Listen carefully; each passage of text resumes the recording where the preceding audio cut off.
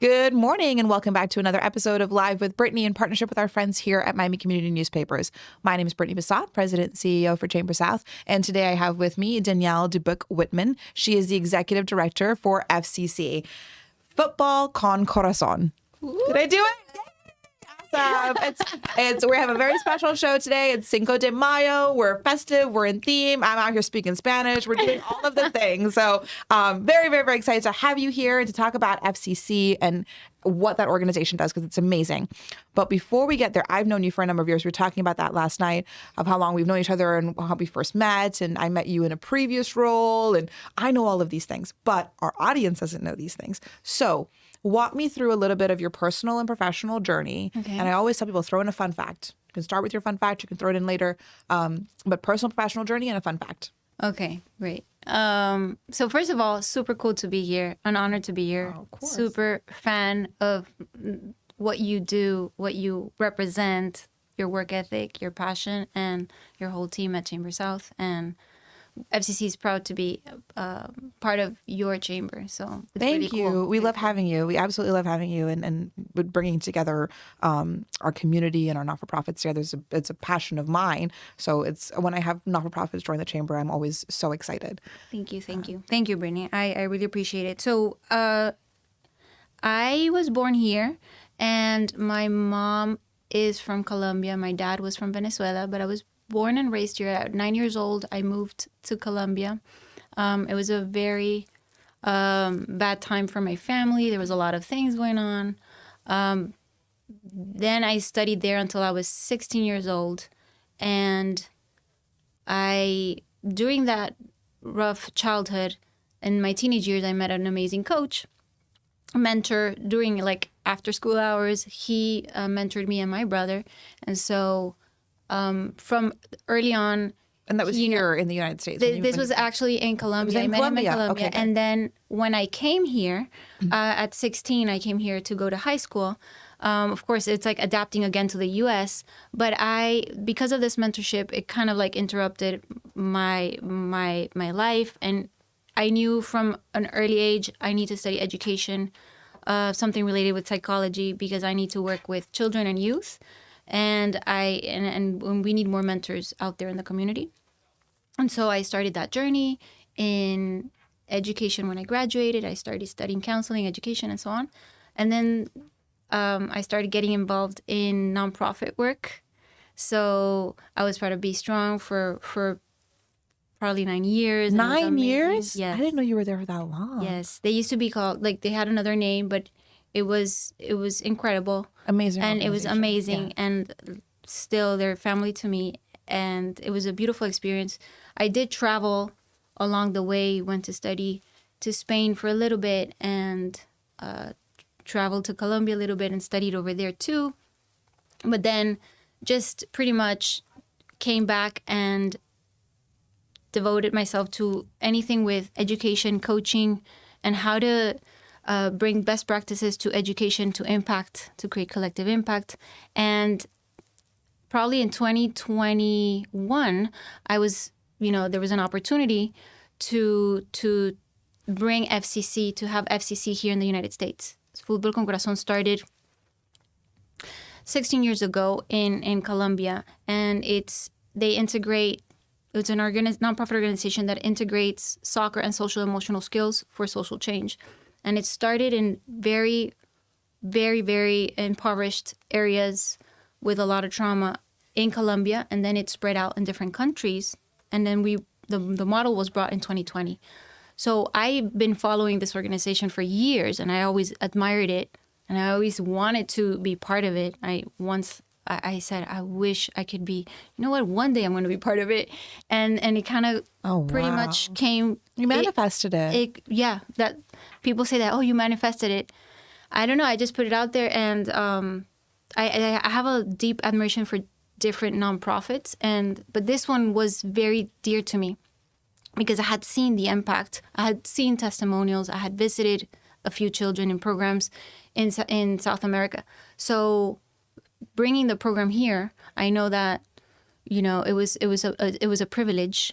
I wasn't wanted to be executive director, but I believe so much in the mission that I said, I intrinsically believe in this, and I am proud. It's such a passion to see the kids. It's so rewarding to see the children, the families come together, the coaches, how the coaches impact, how they mentor the kids, how they walk differently, they speak differently, they feel they're safe, they feel they belong, and so it's a beautiful experience, and I'm all for it.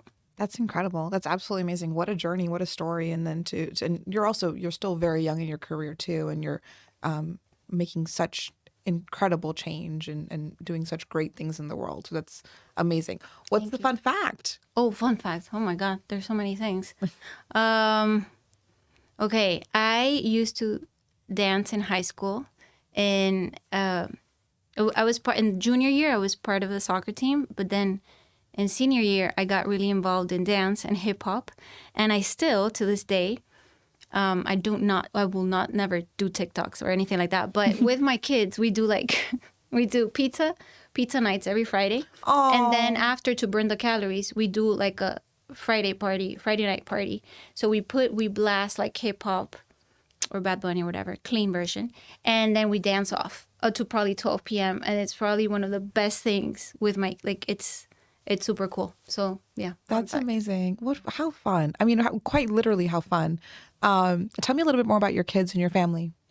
Well, I have Alessio. Alessio is my oldest one, and Sienna is my youngest. He's 7 and she's 4. So one of the I just think I wouldn't be able to. It's just a blessing to have, children, but it's hard to have children in countries like industrialized countries like the U.S. where it's hard to have help. Like you need to have a support system. Oh, of course. And so my mom has been. Oh yeah, my mom has been amazing. Their schools they're amazing, and they're just part of. For example, if I have an event for volunteering with FCC or a kids festival, they come with me and I put them to volunteer. Like, okay, guys, you're gonna help out doing this and that, and they love it. They're like, we're part of FCC volunteers, and they just love it. And so I try to incorporate it because I don't believe in like balance. It's hard. I just believe in like integrating everything. I completely agree. 100%. I get asked that question all the time. Like, what's the work-life balance? What does that look like? And how do you do it all? And I'm like, when you incorporate it all just together and you just integrate it, I'm lucky and I'm fortunate that I get to, the people that I work with are now friends, and the things that we get to do are enjoyable and they're fun. Like, we do some really fun things. Being out in the community and even supporting your organization, going to some of the things that you've put on, it's just fun. So yes, I fully believe in that integration. Are they little soccer players? Do they play soccer? Well, I have to say this. My youngest one is super athletic, super coordinated, and she's like... The girl. Alessio was a little chunky, and he's not very coordinated. And I'm like, it's okay. Like I have to tell him, like, yeah, papi, you're not the fastest runner, but it's about practice. And so I tell them most about...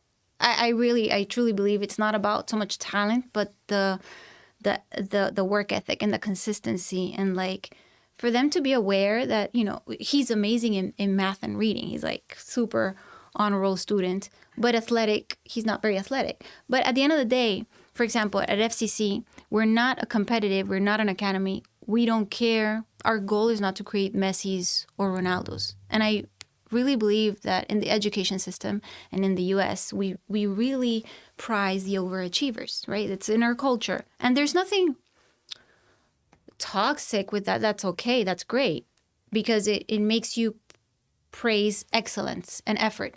But at the same time, we have to see what are we teaching the kids. And at the end of the day, the most important thing, in my opinion, is having the work ethic and how you treat others, how you treat yourself, and how you treat others. So, for example, at FCC, we don't.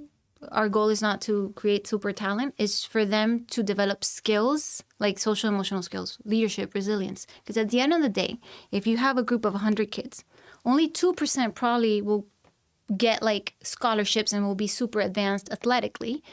The other one might feel, well, I'm a failure. I'm not good enough. So why am I doing this?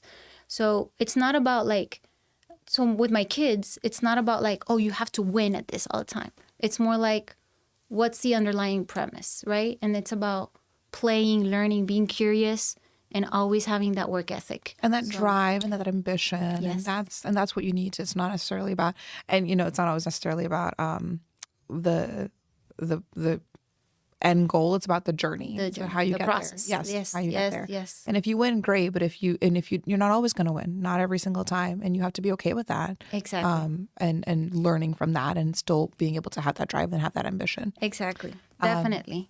The process, to enjoy the process and to be curious all the time, because if not, then that's how you have like a lot of people suffering from mental health. They're just absolutely. It's a huge contributor to that. I want to know a little bit more about you. So we touched on it. You said when you were at a very early age, you knew that you wanted to do something with like children and youth and education. But like when you were little, like a little girl, like I want to be when I grow up. What did you want to be when you were younger?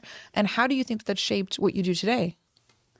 So my mom says that since I was really young, she's like, you're really analytical and mature for your age. And I just remember being very very sweet and outspoken and happy. But then there was a stage when we went through, my family went through, there was some domestic violence and there was some alcohol and involved. This is something I speak freely about already because, And especially, I think, with your work with Be Strong, because they really address those issues at the core of it. So, having been with that organization for almost a decade, I'm sure you're very comfortable at least being able to, Yeah, definitely. And I think that's the thing that you can you can turn your pain into purpose. So, what happened was that they, my family, my mom did.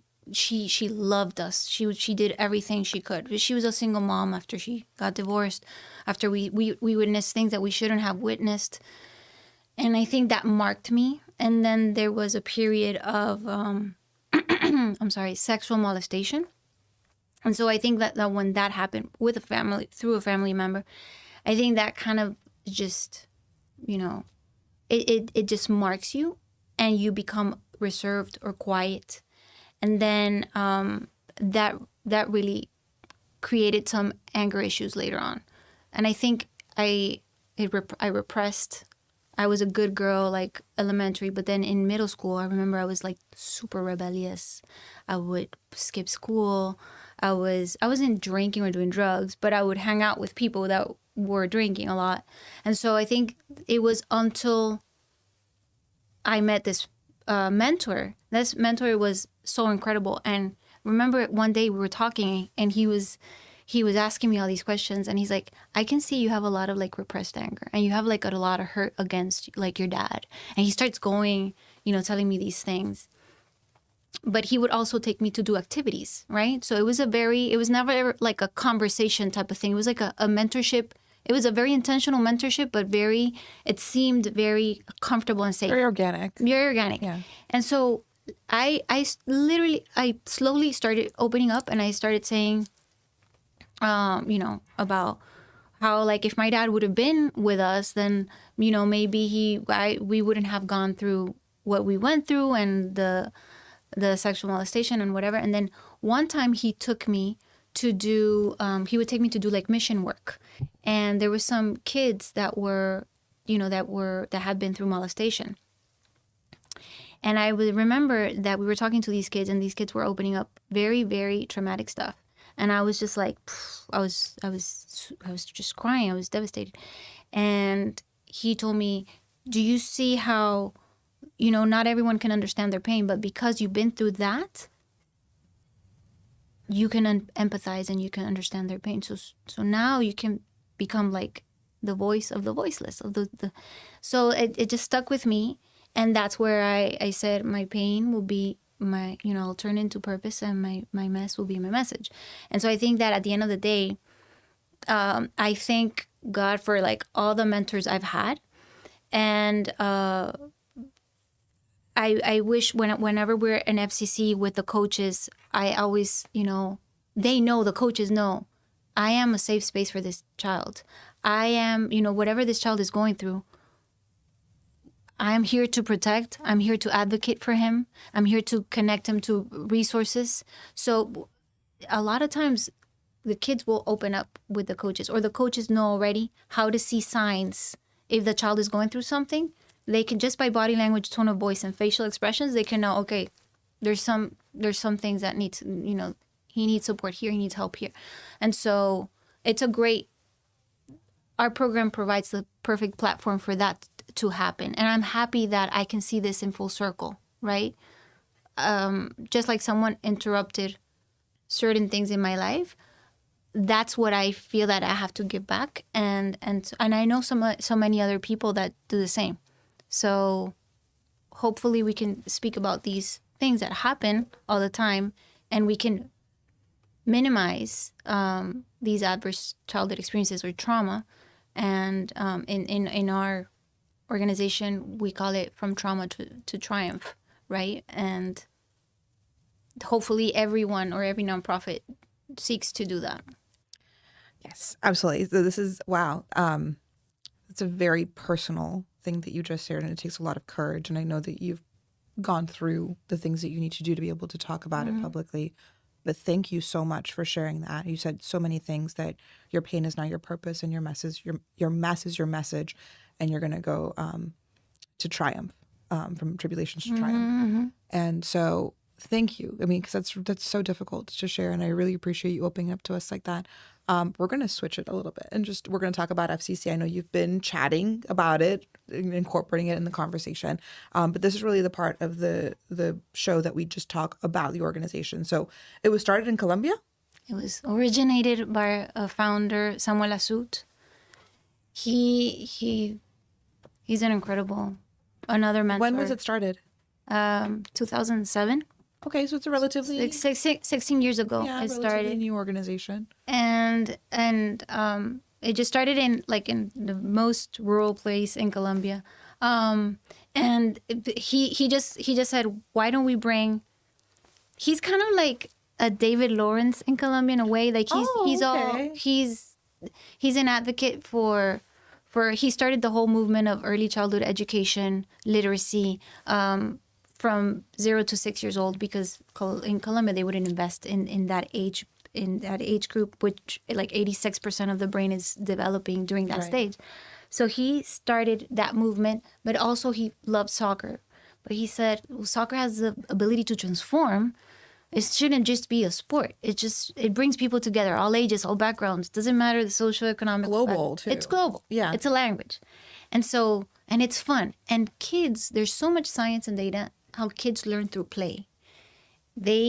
Kids' neural pathways develop through play, safe space, and routine and humor.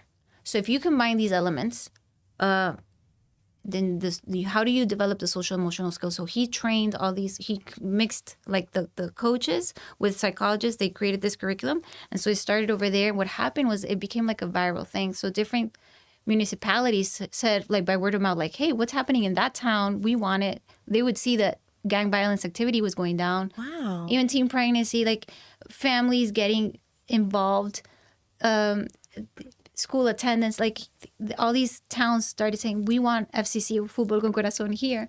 And so it spread out in different countries. And in 2020, because of COVID, there was a lot of need over here over getting kids active, physically active, and also having that trauma-informed, way to deliver programs to children. So we brought the program here in 2020. And so I know it's FCC USA. And are you only based here in Miami for now? I mean, are there plans to expand or? Only South Florida right now, Miami-Dade and Broward. Okay. So we serve both counties through different partnerships with Miami-Dade Parks and Rec, Broward Parks and Rec, with different nonprofits. We also, different nonprofits, they work with us. So we're always in collaboration. We don't have a space. We don't have like an academy. We're just a software. So for example, a nonprofit has an after-school program, and they don't know what to do, and they want the kids to be active and have social emotional. So we we take all the data.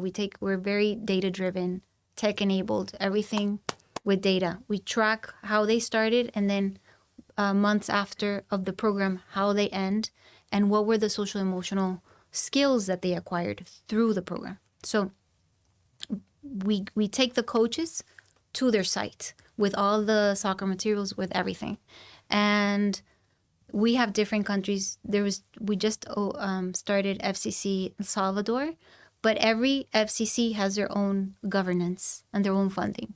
So we're here, and we plan to expand later on, but we don't want to grow so vastly. We want to grow very organically and create systemic change. So we have in Miami-Dade and Broward, we're focusing on certain areas in specific, which is like Homestead, like South Dade. Underprivileged, underserved communities. Exactly. Yeah. Because soccer, this is something I don't understand. In the world, you go to Europe, Latin America, Africa, everywhere, soccer's like everywhere. It's in every block. It's super cheap. Why is it here? Why is it so expensive here? It's like a luxury here to be. I didn't know this. Is it real? Is it? It's a pay-to-play sport, and it's one of the most easiest games to play. It's cost efficient. It shouldn't be this difficult, and it shouldn't be this exclusive. It's okay if you want your child to be like, okay, then you have to pay all this money for travel clubs and stuff like that. But recreationally, it should be everywhere. And so what we want to do is make soccer, make the program accessible, affordable, and transformational for every child and youth that is there. So we're focusing on different pockets of Miami-Dade where these programs are not that available. And the World Cup is coming 2026. And so Here yes, to Miami. I found this out a yes. few days ago. So we have great partnerships, the Youth Soccer Foundation and other amazing partners, L'Oreal's Foundation, that are working and helping us to provide these different programs for free, pretty much, for the children, so they can have an experience that they got to be in a program and be active and be, part of a sense of belonging, which is so detrimental. It's so important. It's imperative for a child to sense or develop a sense of belonging. And we know after school hours are the most dangerous hours, the most vulnerable, because they're unsupervised. So that's why they need these safe, engaging spaces. There's a lot of after school programs that are great. Some others are just like, the kids are just on their phone. We need them. We need to put them to move, to engage, to be physically active. Absolutely. So if someone wanted to get involved with FCC, right, because it's an amazing organization, you're doing incredible things, and if it resonates with someone, people who love soccer and love the game and want to give back or just want to be involved, and you got a big event coming up next week. So let's talk a little bit about that, and then how can you get involved? Oh, yeah, that's a you like three things there you punched. Okay, I'm going to be super brief. So first, there's three ways that people can get involved, three modalities. One is to volunteer. The other one could be to become an intern, right? So this is for high schoolers or college students, or you want to be part of the staff. So we're always hiring. We have certifications, of course. There's a whole methodology to be learned, but we have actually a lot of our assistant coaches and site coaches are high schoolers that started as interns from Homestead, and they are rock stars. Like, you have to see them teaching and with these kids, and it's incredible. They're going to be speaking at our event, sharing their story.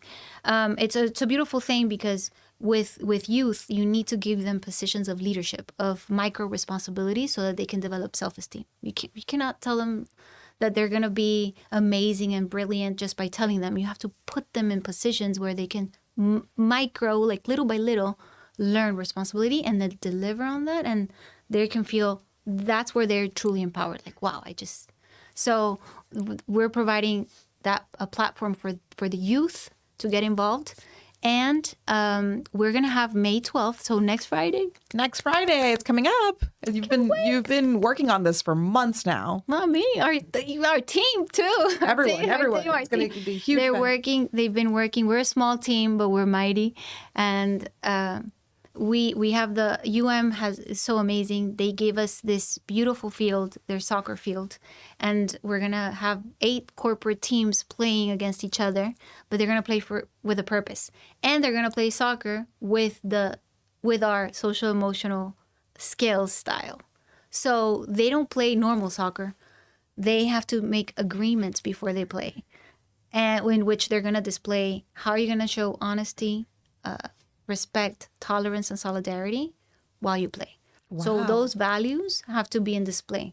So, for example, a team might say, well, I'm going to show solidarity by, when someone from the other team falls down, we're going to stop the game, we're going to pick him up. And so, those are agreements that they do. And you said that they're corporate teams. So, they're just business members that are out here playing soccer? Yes. Oh my gosh. Professional bankers and this and that. Oh my God, stop. So it's cool because it's also a team building experience. Right. And we also bring all the kids in buses with our partners our community partners come. They bring the kids that we serve from all over Little Havana, Homestead. And we bring the parents. Everything is free. Thanks to, Chick-fil-A. We have beautiful partners, Koyo Taco, Craft Pizza, Sushi Saki. Everything is free. And they get to eat, they get to have a beautiful time. They have their little soccer station too, but it's a way to bring the community together. And that's what soccer and just sports in general, I think, is that unifier in the community. It just brings everybody together. And that's the beauty of it. And I think it's a big need because I think there's a big disconnect in Miami. There's a whole glitz and glam Miami. Right now, Formula One, it's everyone sees the beauty of Miami. Oh wow, look at the cruise ships. Look at this. But there's so much poverty. The economic disparity is huge in Miami, probably the second in the nation. And so people need to see the real Miami. It's not only the beautiful aesthetic part, but also the real need out there. And so bringing the kids to share and play also and to interact with people that might not, have access to that or don't do that. It's also a great way to make people aware of the social needs and how we can help out and contribute. Absolutely. To make a better Miami. Absolutely. That's incredible. We gotta look behind that curtain a little bit more often and see what's really there. I could talk to you for hours about this. So fascinating to me. And the passion that you have for what you do is so evident and so clear.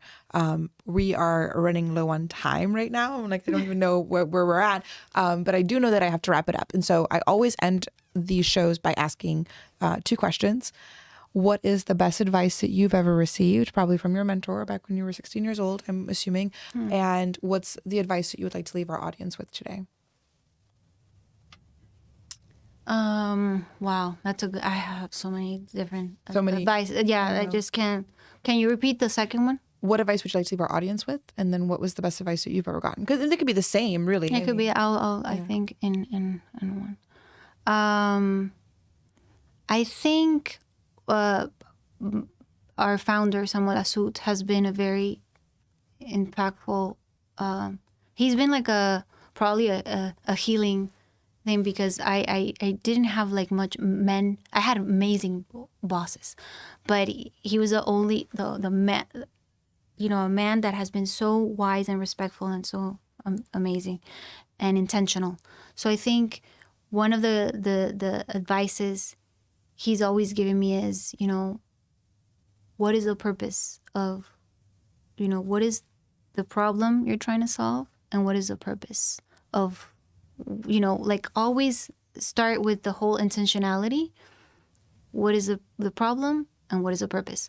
And I think even when we write grants or even when we present a project or do an event or do anything, or even have an appointment with someone, what's the intention behind? And to be clear with that. And yeah, I think just to be intentional. I think it helps us to plan effectively and be more purpose-driven when it comes to relationships and things that we're building. Absolutely. I could not agree more. I think having that, like, you hit it right on the mark, being intentional. I've recently sort of adopted that philosophy of just being a little bit more intentional with my time and my actions and the things that I do. And it makes such a difference in your life when you're like, I'm choosing this versus feeling like you're forced down that path or you have to. It's you're taking control of the situation. You're being intentional with it. And I think that's absolutely amazing. This has been an incredible conversation. So thank you so much, Brittnie. Danielle. Like I said, I could talk to you for hours about this, but we don't have that luxury today. So once again, thank you so much for joining us. This has been Live with Brittnie in partnership with our friends here at Miami Community Newspapers. These shows are filmed every Friday morning at 10 a.m. So if you'd like to be on the next Live with Brittnie, please reach out to us at Chamber South. You can call us 305-661-1621, or you can email us at info@chambersouth.com, and we will see you